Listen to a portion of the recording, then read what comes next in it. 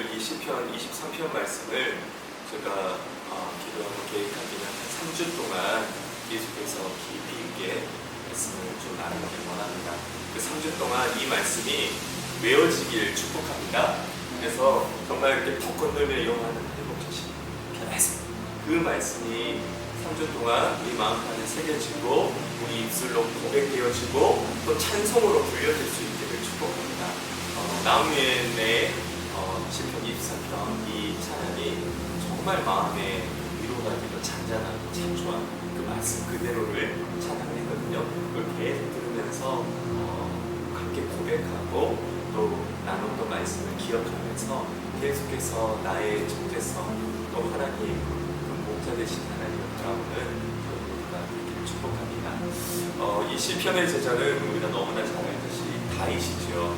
다윗은 시편이 총 150편의 시편이거든요. 이 시편이 150편의 시편 가운데 다윗이 쓴 시편이 73편이에요. 그러니까 약 절반 정도의 시를 다윗이 지었죠. 근데 이제 다윗의 또 올라온 고백들이 이 시편에 고백되어지죠. 여호와는 오늘 본문에서 목자라고도 고백하지만 여호와는 나의 산성이시요 반석이시요 요새시요 나의 피할 바위시요 또 나의 힘이시요. 다윗이 엄청난 고백을 하나님께 하죠. 그리고 그 고백을 시로 또 노래로 불러주면서 하나님을 찬양하는 모습을 우리는 시편을 통해서 이 다윗의 고백을 통해서 우리가 잘 알 수 있습니다. 이 다윗의 이 고백은 온전히 자신의 삶의 체험을 통해서 하나님을 고백하는 이 놀라운 고백의 시인 것이죠. 특별히 오늘 이 시편 23편은 이 73편의 시 중에서도 가장 이 다윗의 시 중에서 유명한 시편의 23편의 말씀입니다. 그래서 이 시편의 23편은 우리가 너무나 잘 아는 시이기도 하고 또 많은 사람들이 시편의 진주라고 불릴 정도로 너무나 귀한 찬양이고 고백입니다. 그래서 이 다윗의 고백을 통해서 오늘 저와 우리에게 어떠한 고백과 어떠한 은혜가 있는지 또 우리 또한 다윗의 고백이 되기를 간절히 원하는 마음으로 함께 이 말씀을 나누길 원합니다. 먼저 다윗이 왜 하나님을 이렇게 목자라고 고백했을까? 왜 어떠한 분이 이 고백 가운데 어떤 의미가 있을까 좀 살펴보면요. 다윗이 살고 있었던 이 고대 근동에는 특별히 목축업, 그러니까 목축업을 하는 유목민의 삶을 했죠. 농사를 짓는 삶이 아니라 유목 생활을 하면서 이렇게 목축업을 하는 삶을 살았던 것이죠. 그러니까 이 다윗과 그때 당시에 고대 근동의 사람들은 이 목자와 양 그리고 이렇게 목축업을 하는 것은 자신들의 뭐였죠? 삶이었다는 삶. 그렇기 때문에 자신의 삶 속에서 느끼고 항상 겪고 있었던 그것이 고백으로 표현되었던 것이죠. 그래서 양과의 관계, 목자의 관계가 어떠한 관계인지 그 누구보다도 이 다윗은 잘 알고 있었던 것입니다. 이 유년 시절부터 아버지를 도와서 양을 치고 그리고 그 목자로서의 삶을 살아가는 가운데 자신이 어떻게 목자로서의 살아가야 되는지 또 양은 어떤 모습을 가지고 있는지 그 누구보다도 다윗은 잘 알고 있었다는 것이죠. 이 다윗뿐만 아닙니다. 모세도 마찬가지로 또 아브라함과 이삭과 야곱도 다 이 목자의 개념, 양의 개념을 그 누구보다도 잘 알고 이해했었던 사람들이라는 것이죠. 그래서 그들은 이 양의 특징 그리고 목자의 역할이 무엇이었는지 말하지 않아도 그들의 삶을 통해서 체득되었던 것입니다. 그런데 우리는 목자, 양 하면 우리는 목축업을 하지 않기 때문에 잘 알 수 없습니다. 그러나 오늘 이 목축업, 특별히 목자와 양의 관계를 통해서 왜 다윗이 이런 고백을 했는지 그리고 우리는 어떠한 모습으로 살아가야 되는지 함께 깨닫게 되길 원합니다. 즉 나의 모습을 그리고 하나님의 모습을 발견했으면 좋겠습니다. 그래서 오늘 이 말씀을 통해서 세 가지 정도로 함께 은혜를 나누길 원하는데요. 먼저 첫 번째 이 본문을 통해서 성령님이 주시는 음성 첫 번째는 나를 양으로 고백해야 합니다. 우리 함께 따라해 보겠습니다. 나를 양으로 고백해야 합니다. 네. 여러분 기억하십시오. 우리가 목자로 예수님을 고백하기 이전에 내가 양이다라는 것을 고백할 수 있어야 됩니다. 나는 양이에요. 우리는 우리 자신이 누구인가에 대해서 이 정체성을 어떻게 이해하느냐에 따라서 상대를 받아들일 수 있습니다. 그러니까 내가 양이라고 받아들이게 되면 목자가 누가 되시는 거죠? 당연히 하나님이 될 수밖에 없는 것입니다. 그러니까 가장 첫 번째는 내가 양이다라는 것을 기억해야 합니다. 그래서 하나님을 나의 목자로 받아들이려면 나 자신이 먼저 양이라는 사실을 인식하고 고백할 수 있어야 됩니다.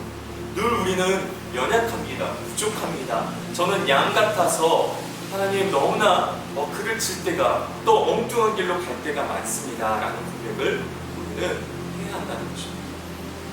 하나님을 자신의 목자라고 고백하면 먼저 양이 어떠한 존재인가에 대한 이해가 있어야 되는 것이죠.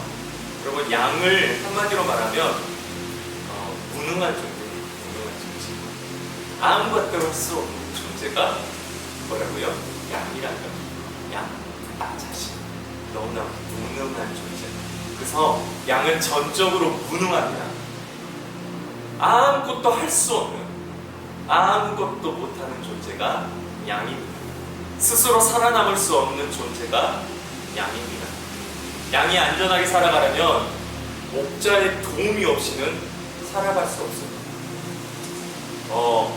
이게 참 의미가 있는데요. 대부분의 생명체는 나름대로요. 자신이 스스로 살아갈 수 있는 그 존재의 능력을 갖고 있습니다. 여러분 아주 작은 개미만 보더라도 아무런 도움 없이도 스스로 일을 하고 먹을 것을 찾고 집을 짓고 이 개미는 살아갑니다. 잠언에는 개미에게 배우라고까지 말하지요. 그 부지런함을 배우라고 말합니다. 놀라운 생존력을 갖고 있습니다. 우리 집에서 키우는 개나 고양이 같은 경우도 주인이 좀 도와주긴 하지만 도와주지 않아도 그들 스스로 잘 살아갑니다. 먹을 것을 보이면 먹고 또 찾고 위협으로부터도 자신을 지킬 수 있는 그런 존재가 개나 고양이도 되는 것이죠. 그런데 양은 아무런 능력이 없습니다. 위협이 와도 모릅니다. 그냥 잡아먹힐 뿐인 것이죠. 삶의 문제를 혼자 해결할 능력이 많이 없다는 것입니다. 그런데 그 양 같은 모습이 바로 저와 우리의 모습이라는 것을 기억해야 한다는 것입니다. 양은요, 실제로도 시력이 너무 안 좋아요. 그래서 시력이 한 10m에서 15m의 거리를 벗어나면 안 보인다고 합니다. 그러니까 가장 가까이 보이는, 그래서 앞에 양이 어떻게 움직이느냐에 따라서 그 양만 보고 따라가고 움직인다는 거예요. 그러니까 양은 목자가 그리고 양치기 개가 이끌어주지 않으면 낭떠러지로 한 마리가 떨어지면 그 양은 다 떨어지게 돼 있어요. 그 앞 양만 보고 따라가기 때문에.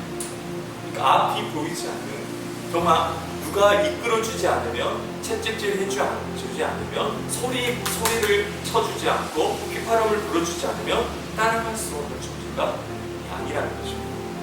그래서 방향 감각이 없습니다. 어디로 가야 될지 길을 잃어버리고 쉽상입니다. 그러니까 우리가 목장 같은 데 가면 양들이 이렇게 모여 있잖아요. 그 이유가 그겁니다. 자신 혼자 어디로 가야 되는지 알 수가 없는 거예요. 그래서 모여 있고 또 문을 열어주면서 소리를 쳐주고 이렇게 이끌어줘야 문으로 들어갈 수 있고 나올 수 있고 하는 존재가 양이라는 것이죠. 판단력도 없습니다. 그래서 아무런 생각 없이 앞의 양을 그대로 따라가는 존재가 양의 존재인 것이에요. 그래서 한 마리 양이 공격을 당하면 다 그냥 죽습니다. 위협이 오는 것을 느끼지 못하고 또 양이 얼마나 느립니까? 빨리 달릴 수도 없습니다. 그러니까 잡아먹히기가 쉽지 않은 것이죠. 밤을 힘도 없는, 기억하셔야 됩니다. 무능한 존재가 양이다. 또 양은 부족함 자체가 다 부족합니다. 완전히 부족한 거예요. 그냥 양의 존재는 부족함 그 자체라는 것이죠. 자신이 할 수 있는 것은 아무것도 없다. 목자가 없으면 그냥 죽은 목숨이다 라고 생각할 수 있습니다. 안내를 받지 않으면 갈 곳도 없고 한 끼 먹거리도 해결할 수 없는 존재가 양이다. 부족하다. 부족하다는 말은 충분하지 않다라는 말입니다.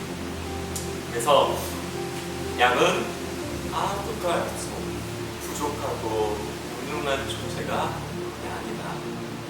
그래서 그 양의 모습이 그 무능하고 부족하고 아무것도 할 수 없는 존재가 누구라고요? 저와 우리다, 나다라는 것입니다. 그래서 이 다윗은 자신을 양으로 고백하면서 자신의 무능함, 자신이 할 수 있는 것은 아무것도 할 수 없습니다 라는 고백으로 고백하는 것이죠. 오늘 시편 1절 말씀을 한번 보십시오. 자신을 양으로 고백하는 이 고백입니다. 여호와는 나의 목자시니 내게 부족함이 없으리로다. 나는 양이기 때문에 다 부족합니다. 너무나 무능합니다. 나는 아무것도 할 수 없습니다. 그러나 주님이 나의 목자시니 나는 이제 할 수 있습니다. 부족함이 없습니다. 무능하지 않습니다. 라는 고백이라는 것입니다. 그렇다면 오늘 본문을 통해서 주신 하나님의 음성 두 번째는 뭐겠습니까? 이제 하나님을 나의 목자로 고백하는 것입니다. 함께 따라하겠습니다. 하나님을 목자로 고백해야 합니다. 네, 자신의 무능함, 자신의 약함을 알았던 이 다윗은 이제 도움이 필요하다는 것이죠. 누구의 도움이 필요합니까? 하나님의 도움이 필요하다는 것입니다. 양 같은 나는 아무것도 할 수 없기 때문에 목자 되신 하나님께서 저를 도와주시고 이끌어 주셔야 합니다라는 고백을 한다는 것입니다. 여러분, 많은 사람들이 자신이 힘이 없고 또 자신이 정말 무능하다고 생각했을 때 무엇을 찾습니까? 힘 있는 사람을 찾습니다. 또 힘을 찾아서 세상의 방법들, 또 오늘날 힘이라고 생각하는 돈과 권력을 찾아서 따라갑니다. 그것을 성취하기 위해서, 그것을 얻기 위해서 수단과 방법을 가리지 않고 자신의 돈을 많으면 힘이 있을 거다, 내가 더 높은 자리에 올라가면 힘이 있을 거다라고 생각해서 그것을 찾기 위해서, 그것을 얻기 위해서 밤낮 쉬지 않고 일하고 또 수단과 방법을 가리지 않고 그 자리에 올라오는 모습이 오늘날 수많은 사람들의 모습이라는 것입니다. 그런데 여러분, 우리는 양이다, 나는 무능하다라고 생각했을 때 목자를 바라봐야 합니다. 목자가 누구십니까? 하나님이시라는 것이죠. 자신의 인생의 도움일 대상은 돈과 권력과 더 높은 자리가 아니라 또 힘 있는 사람이 아니라 내 인생에 도움이 되시는 분은 오직 여호와 하나님 그 한 분뿐이다라는 것을 고백해야 한다는 것입니다. 바로 이 다윗의 고백입니다. 우리 다시 한번 1절 말씀을 함께 고백하겠습니다. 시작. 여호와는 나의 목자시니 내게 부족함이 없으리로다. 네. 그래서 다윗은 자신의 삶을 통해서 알게 된 목자는 양의 모든 필요를 채워주는 존재라는 것을 깨달았습니다. 그래서 모든 부족을 채워주시는 너무나 감사한 존재가 바로 목자인 것이죠. 바로 하나님이시다라는 고백을 한 것입니다. 여러분, 왜 목자를 우리가 의지해야 됩니까? 목자는 모든 것에서 충분한 분이기 때문입니다. 부족하지가 않습니다. 모든 것을 다 갖고 계십니다. 충분하다는 것이죠. 그래서 다윗의 고백처럼 여호와는 나의 목자십니다. 목자는 충분하시기 때문에 내게 부족함이 없습니다 라고 고백합니다. 우리는 부족한 것이 투성이죠. 다 부족합니다. 모든 것이 부족하고 가진 것이 없습니다. 그리고 가진 것이 있더라도 더 있으면 좋겠다, 더 있어야 하는데 라는 욕심과 내 안에 채워지지 않는 갈급함이 있습니다. 모든 인간은 있습니다. 작은 입에 살면 더 더 큰 집에 살고 싶고, 큰 집에 살아도 더 큰 집에 살고 싶고, 차도 마찬가지죠. 이 차를 사고, 저 차를 사고 싶고, 우리의 욕심은 끝이 없어요. 우리의 연약한 모습인 것이죠. 그게 잘못됐다는 것이 아니라 이게 우리의 모습이라는 것입니다. 늘 우리는 부족한 투성이라는 것이죠. 연약한 투성이다. 그런데 목자는 모든 것을 다 갖고 계시는 충분한 분이다라는 것을 꼭 기억하십시오. 그래서 우리는 목자가 계시면 우리 또한 부족함이 없는 것입니다. 할렐루야. 우리가 하나님을 목자라고 고백하시면 그 목자는 모든 것을 다 갖고 계시는 분이시기 때문에 비록 나는 아무것도 없지만, 나는 부족하지만, 나는 정말 연약하지만 충분하신 하나님, 모든 것을 다 갖고 계시는 그 하나님은 나의 목자 되시기 때문에 나도 부족하지 않습니다. 이 다윗의 고백이 우리의 고백이 되길 축복합니다. 네? 그래서 함께 늘 항상 우리의 길을 인도하시고 풍성한 곳으로 우리를 이끌어 주시는 목자가 우리 하나님이시다는 것을 꼭 기억하시면 좋겠습니다. 그래서 어디에 먹을 풀이 많이 있는지, 마실 샘이 어디에 있는지를 알고 우리를 이끌어 주시는 분이 우리의 목자이십니다. 한 자리에 계속 머물러 있을 수 없기 때문에 우리를 끊임없이 인도하십니다. 이끌어 주십니다.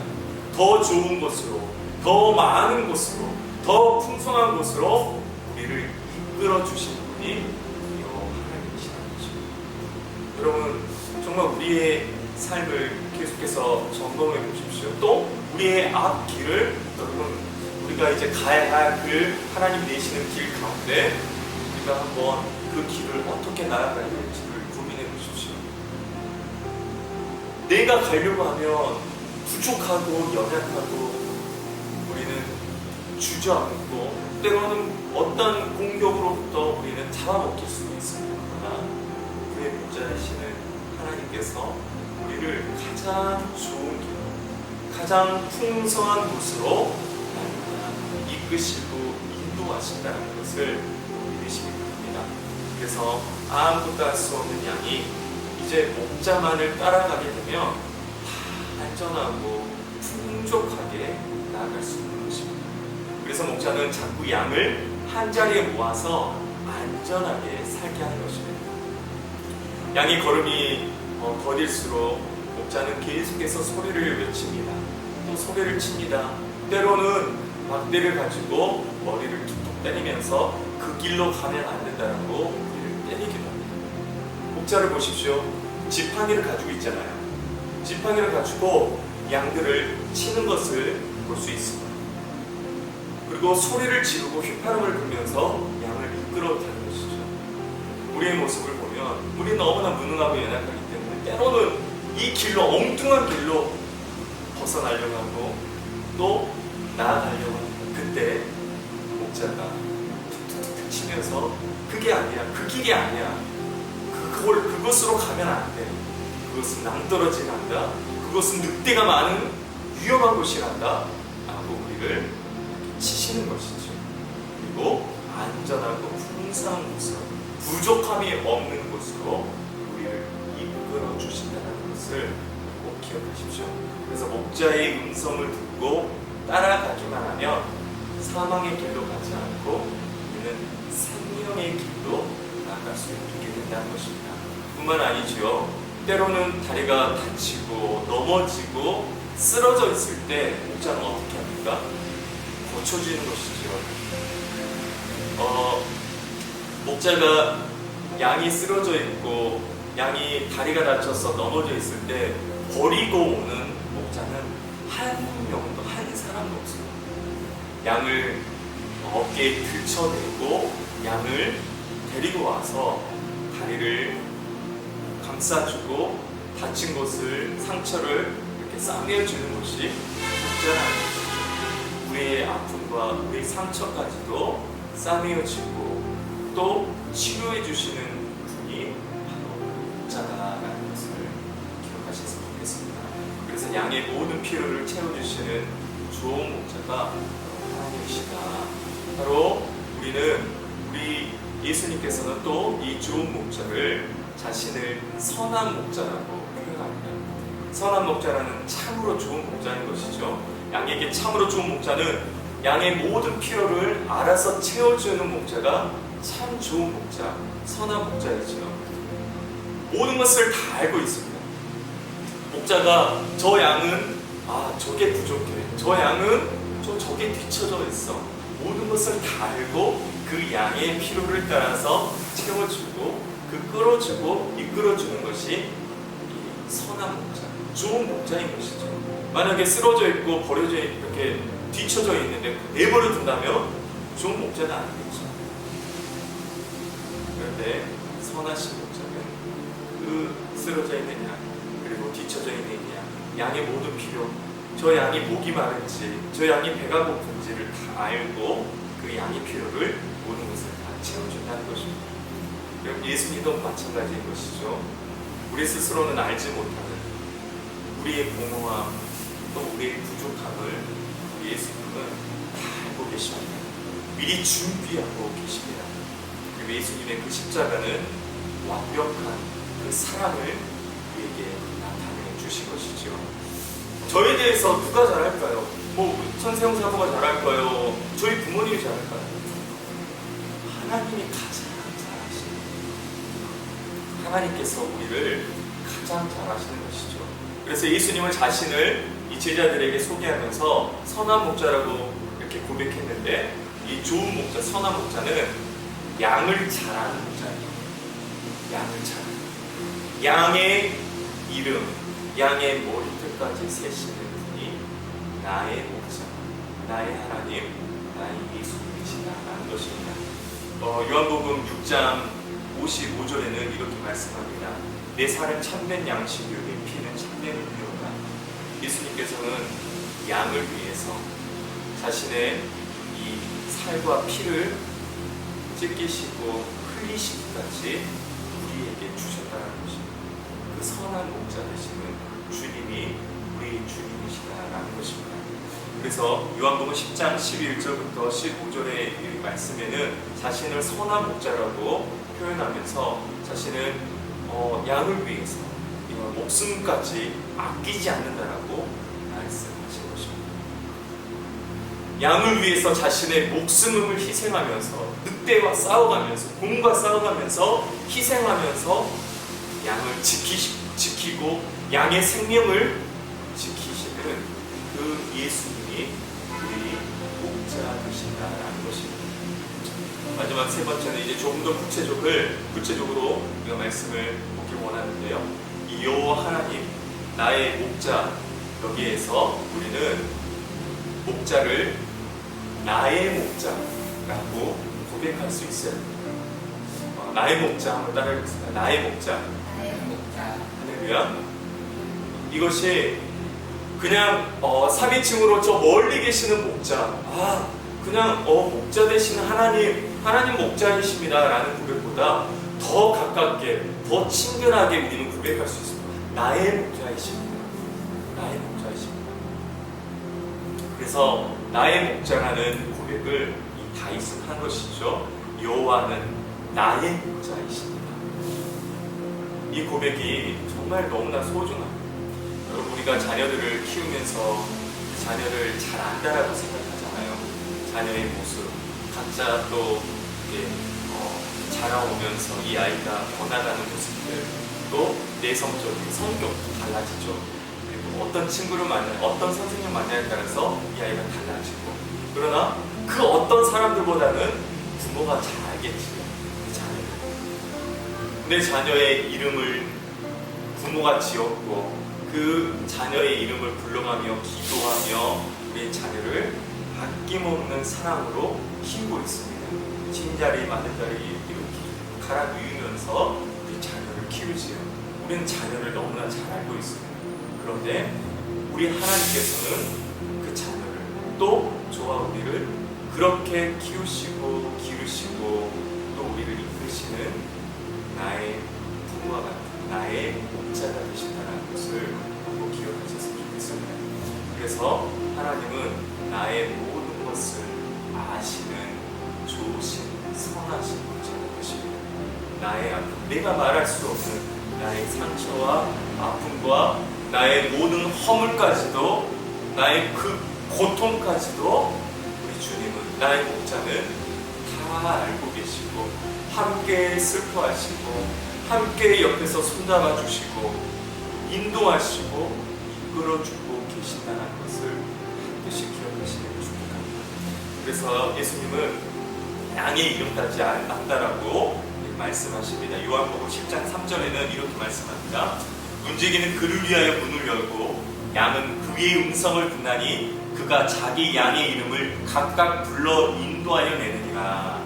예, 양의 이름을 각각 불러서 인도한다는 것입니다. 예전에, 요즘에는 그렇지 않지만 요즘에는 이제 재벌가는 기사들이 다 있잖아요. 기사들이 문도 열어주고 또 운전도 해주고 또 가정에 또 집안일도 도와주는 사람들이 있습니다. 그런데 그 높으신 회장님이 기사를 어떻게 부릅니까? 김씨, 너도 아무게 이렇게 부르잖아요. 김씨, 야, 때로는 그것은 그 김씨에 대해서, 그 기사에 대해서 알고 있는 자의 모습이 아니죠. 그런데 만약에 생각해 보십시오. 그 기사님이, 그 회장, 그 높으신 분이 향선씨, 아유 고생이 많아요. 향선씨 자녀들 학교 이번에 들어간다 하는데 학비에 부족하진 않아요? 라고 말을 했다고 생각해 보십시오. 얼마나 기쁘고 감사하겠습니까? 그냥 이름도 모른 채, 알지도 못한 채, 야 김씨 이렇게 부르는 거야, 향선씨라고 이름을 불러주면서 나에 대해서, 나의 삶까지, 나의 형편까지 다 알고 계시면서 나의 필요를 이렇게 얼마나 안 되시면 학비에 보태 쓰세요, 이렇게 도와준다라고 생각했을 때 정말로 감사한 것이죠. 마찬가지죠. 그럼 하나님께서 우리 이름을 불러주십니다. 우리의 모든 것을 알고 계십니다. 때로는 우리가 힘들 때 향선아, 세영아 불러주면서 우리를 안아주십니다. 너가 힘들지, 네가 지금 이것이 부족하지, 내가 다 알고 있다 라고 말씀해 주신다면 우리가 얼마나 힘이 나고 감사하겠습니까? 여러분, 여기서 우리가 중요한 것은 우리의 목자 되신 우리 예수님은 우리의 이름을 부르십니다. 우리를 부르십니다. 할렐루야. 그렇다면 우리는 그 목자의 음성을 들을 수 있어야 합니다. 나를 부르시는 그 나의 이름을 부르시는 나를 부르시는 그 목자의 음성을 우리는 들을 수가 있어야 됩니다. 그 목자의 음성을 듣고 우리는 따라가야 합니다. 그래서 요한복음 10장 4절에는 자기 양을 다 놓은 후에 앞서가면 양들이 그의 음성을 아는 거로 따라오되라고 말합니다. 목자가 나를 부를 때, 예 주님 제가 여기 있습니다, 예 주님 거기 계시군요 하면 우리가 주님을 따라가는 것입니다.